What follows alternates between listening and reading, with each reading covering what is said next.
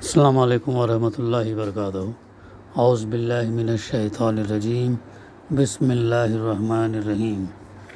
سبح اسم ربک الاعلی الذی خلق فسوی والذی قدر فہدی، صدق اللہ العلی العظیم۔ رب اشرح لی صدری ویسر لی امری واحلل عقدۃ من لسانی یفقہوا قولی، ربی زدنی علما۔ اے نبی صلی اللہ علیہ وسلم، اپنے رب برتر کے نام کی تسبیح کرو جس نے پیدا کیا اور تناسب قائم کیا، جس نے تقدیر بنائی پھر راہ دکھائی۔ معزز حاضرین، سورہ الاعلیٰ کی تفسیر کا سلسلہ الحمدللہ جاری ہے۔ ان دو آیت کے ضمن میں اور خصوصاً اس پہ جو اللہ سبحانہ وتعالیٰ نے ہر چیز کی تقدیر بنائی اور پھر اسے راستہ بھی دکھایا، تو اللہ تعالیٰ نے وعدیت کر دیا ہے۔ صرف انسان ہی نہیں بلکہ متعدد حیوانات، پرند چرند اور جو ہے نباتات، پیڑ وغیرہ، ان تمام کے اندر جو اللہ تعالیٰ نے بہت ساری چیزیں ان کے اندر وعدیت کر دیا ہے۔ وہ صرف خالق ہی نہیں، پیدا کرنے والا ہی نہیں بلکہ ہادی بھی ہے، وہ راستہ بھی بتاتا ہے۔ تو یہ تمام اگزامپلس جو ہے ہمیں اللہ سبحانہ تعالیٰ کی بڑی نشانی ہمیں بتاتی ہیں، اور ان نشانیوں کے ذریعے سے ہم جو ہے توحید پر جو ہے جم سکتے ہیں، اور اللہ سبحانہ تعالیٰ کی بندگی جیسے وہ مطالبہ کرتا ہے ویسا کرنے میں سہولت ملتی۔ تو ان نشانیوں پر غور کرنا چاہیے۔ ہاں، ایسی چھوٹی چھوٹی آیت ہیں، چھوٹے چھوٹے فقرے ہوتے ہیں، لیکن سمندر سے زیادہ مضمون ان کے اندر بھرا پڑا رہتا ہے۔ اس ضمن میں ہم وہ کتاب جو اس نے کریسی موریسن نے لکھی تھی، جو امریکی سائنسدان ہے، نیو یارک سائنس اکیڈمی میں، تو اس نے لکھا تھا وہ کتاب دا man does not stand alone.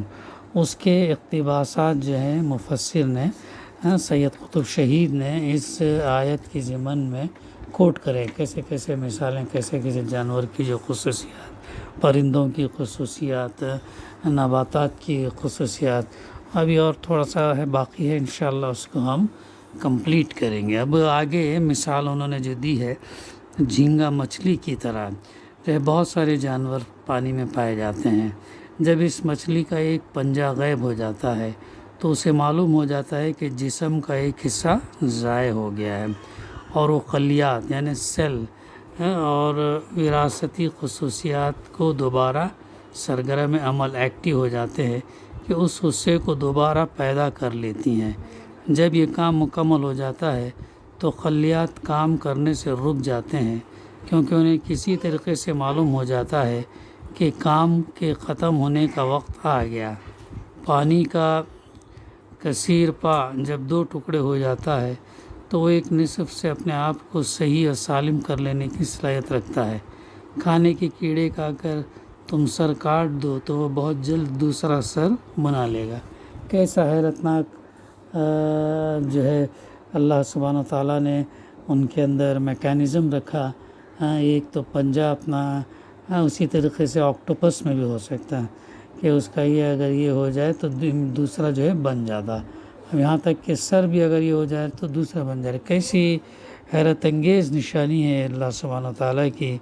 اس نے آج کل انسان بھی جو ریسرچ کر رہا ہے، اسٹیم سیل ریسرچ ہم نے سنا ہوگا، تو اسٹیم سیل ریسرچ وہی ہے کہ ہمارے جو پرٹیکولر اعضاء کے وہ سیلس خلیے لے کر اس کے ذریعے سے اس کو دوبارہ اسی آرگن کو بنانے کی کوشش کر رہے ہیں۔ تو یہ تمام چیزیں انسان اور ہمارے سائنسدان نے کہاں سے سیکھا؟ انہی چرند پرند جانوروں اور مچھلیوں اور جھینگے اور انہی سے سیکھا۔ جب ان کے اندر وہ خصوصیت ہو سکتی ہے تو کیوں نہ انسان کے اندر؟ تو مناسبت سے تحقیق کو جو ہے ایک یہ مل گیا، سٹیپ مل گیا، ایک قدم مل گیا، ایک رہنمائی ملی کہ وہ جو ایسا کر سکتا ہے کر کے۔ تو یہ چیز اسٹیم سیل ریسرچ بھی ویسی ہے۔ تو یہ ہے اس کے اور ایک انتہائی حیرت ناک حقیقت جس سے اس نئی پیدائش کے معمے پر روشنی پڑتی، یہ ہے کہ خلیات یعنی سیلز کا ڈیولپمنٹ کے ابتدائی مراحل میں اگر الگ الگ ہو جائیں تو ان میں سے ہر ایک کی صلاحیت رکھتا ہے کہ مکمل جانور بن سکے۔ یہی وجہ ہے کہ ابتدائی خلیہ جب دو میں تقسیم ہو کر یہ دونوں ایک دوسرے سے الگ ہو جاتے ہیں تو دو فرد تخلیق پاتے ہیں، یعنی ٹوینس، ٹرپلیٹس، کوادروپلیٹس جو ہم سنتے ہیں، تو اس عمل سے جیسے ہوتے ہیں جب وہ اور ڈیوائیڈ ہو کے الگ ہو جاتے ہیں، پھر اور وہ اپنا الگ الگ یہ جو ہے ملٹیپلیکیشن شروع کرتے ہیں، تو پھر جو ہے 2 3 جیسا ہو وہ پیدا ہوتے ہیں۔ تو ہر خلیے میں تفصیلی صلاحیت ہوتی ہے کہ وہ فرد کامل بن جائے۔ اس کے بعد اس امر میں کسی شک اور شبہ کی گنجائش نہیں رہتی کہ تم بنفس نفیس ہر خلیے اور ہر ریشے میں موجود ہو۔ ایک اور پارٹ میں باب میں وہ بیان کرتے ہیں، شاہ بلوط کا پھل زمین پر گرتا ہے لیکن اس کا بھورا سخت چھلکا اسے محفوظ رکھتا ہے، پھر وہ کسی طرح لڑک کر زمین کی کسی دراڑ میں پہنچ جاتا ہے۔ بہار کا موسم آنے پر اس کا جرثومہ بیدار ہوتا، اس کا چھلکا پھٹ جاتا اور وہ اپنے گودے سے جو انڈے کے مشابہ ہوتا ہے اور جس میں وراثتی خصوصیات و عوامل مخفی ہوتے ہیں غذا حاصل کرتا ہے۔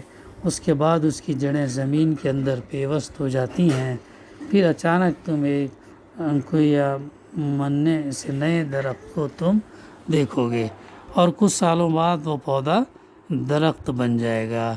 جرثومہ اپنی وراثتی خصوصیات کے ساتھ کئی کروڑ کھرب گنا ہو جاتا ہے اور اسی سے تنا، چھال، ہر پتا، ہر پھول بنتا ہے۔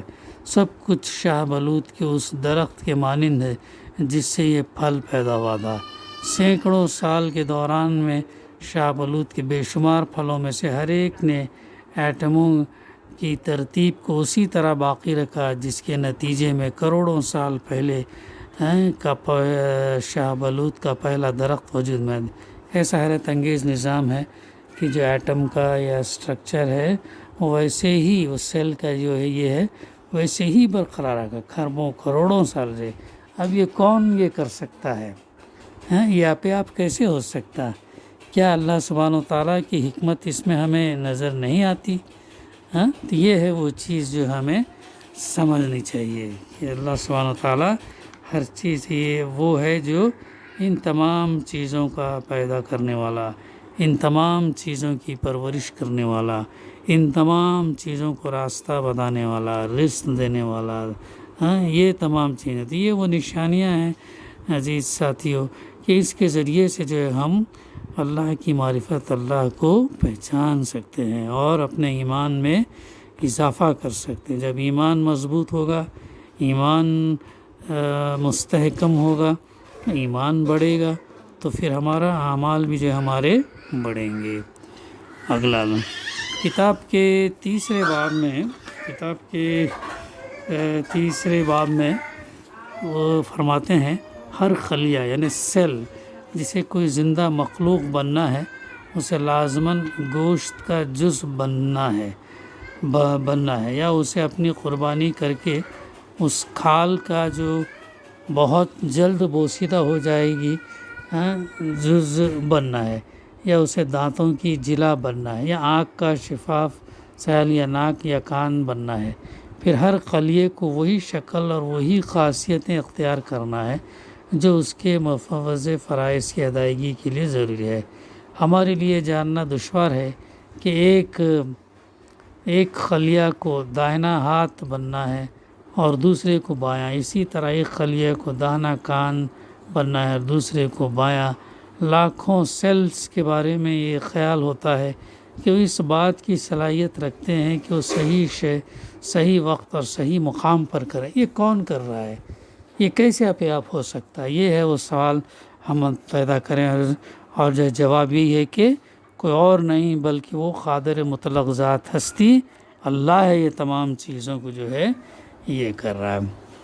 پھر آگے اور اس میں لکھتے ہیں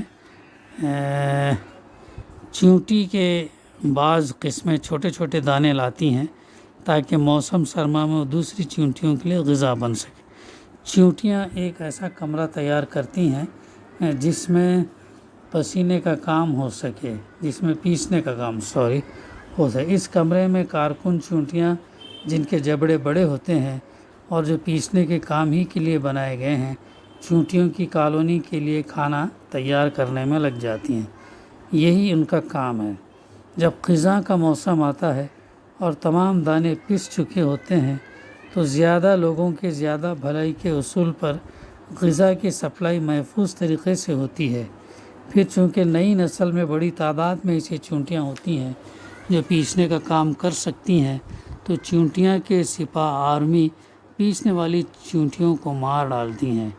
شاید ان کا حشراتی ضمیر اس بات پر مطمئن ہوتا ہے کہ پیسنے کے عمل کے دوران ان چونٹیوں کو غذا سے استفادہ کا پہلا موقع مل چکا ہے۔ کیسے کیسے چیزیں ہوتی ہیں اس کائنات کے اندر، اللہ سبحانہ تعالیٰ نے کیسے کیسے نشانیاں چھوڑا ہے۔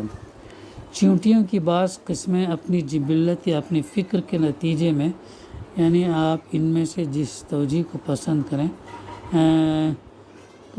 کرمتا کو اپنے غذا کے لیے بوتی ہیں۔ ہم ان کی اس کھیتی کو کر متاباغ کہہ سکتے ہیں۔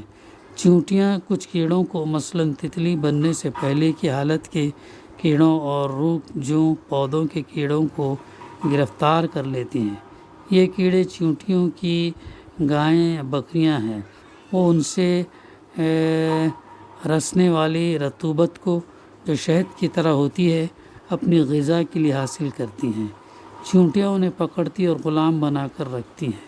کچھ چونٹیاں جب گھر بنا رہی ہوتی ہیں تو پتیوں کے مطلوبہ سائز کے مطابق کاٹتی ہیں، اور جب کارکن چونٹیاں ان کے کنارے کو پکڑتی ہیں، وہ چھوٹے بچوں کو، جو ابھی ابتدائی حالت لاروے کی شکل میں ہوتے ہیں، کام میں لگا لیتی ہیں۔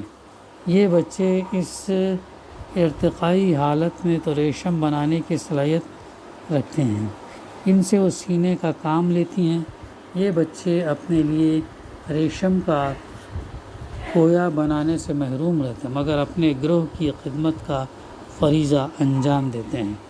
بے جان ایٹم اور سالمے جو ترکیب پا کر چونٹی بن جاتے ہیں، آخر کس طرح ان پر پیچ اعمال کو انجام دیتے ہیں، ان سب کے پیچھے فہم و ذکاوت کا ہونا ضروری ہے۔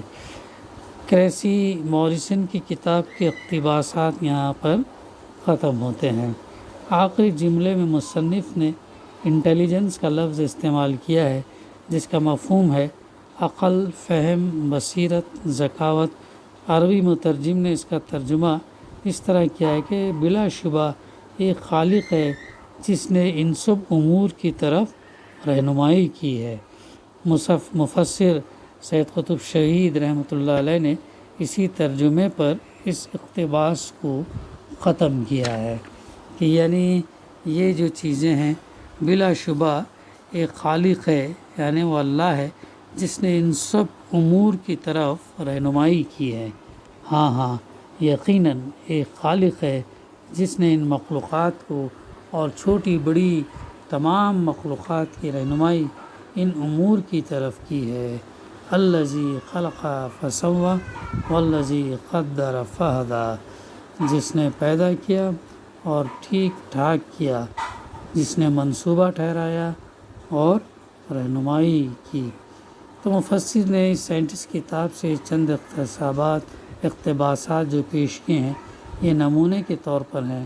انسان نے نباتات، حشرات الارض، طیور اور حیوانات کی دنیاؤں کے سلسلے میں جو مشاہدات و معلومات جمع کی ہیں، ان میں سے چند معلومات ہیں۔ ان کے سوا مشاہدات و معلومات کے بے پناہ ذخائر ہیں۔ ان مشاہدات اور معلومات سے ان دو قرآنی آیات کے بعض پہلوؤں پر روشنی پڑتی، بعض پہلو۔ الذی خلق فسوی والذی قدر فہدی، جس نے پیدا کیا اور ٹھیک ٹھاک کیا، جس نے منصوبہ ٹھہرائی اور رہنمائی کی۔ انسان کی یہ سب معلومات اس دنیا سے متعلق ہیں جو محسوس و مشاہدے ہے، اس کے باوجود ہم اسے بہت ہی کم جانتے ہیں۔ پھر اس کائنات کے ماورا عالم الغیب ہے جس کے بارے میں ہم کچھ نہیں جانتے۔ بجز سوائے ان چند اشارات کے جو اللہ نے ہماری کمزور بشری تخلیق کی طاقت کے بقدر کر دیے ہیں۔ دعا ہے کہ اللہ سبحانہ و تعالی ہمیں کہنے سننے سے زیادہ عمل کرنے کی توفیق عطا فرمائے، اور یہ تمام نشانیاں جو ہمارے سامنے آئی ہیں اللہ سبحانہ و تعالی ان پر غور کرنے، ان سے سبق لینے اور تیری معرفت حاصل کرنے کی ہمیں توفیق عطا فرمائے، ہمیں دین دنیا دونوں میں کامیابی عطا فرمائے، آخرت کے دن رسوا نہ کیجیے، اور آخرت کے دن اللہ تعالی ہمیں جہنم کے عذاب سے بچا لے۔ ربنا تقبل منا انک انت السمیع العلیم وتب علینا انک انت التواب الرحیم۔ صلی اللہ تعالی علی خیر خلقہ وعلی آلہ وصحبہ اجمعین والحمد للہ رب العالمین۔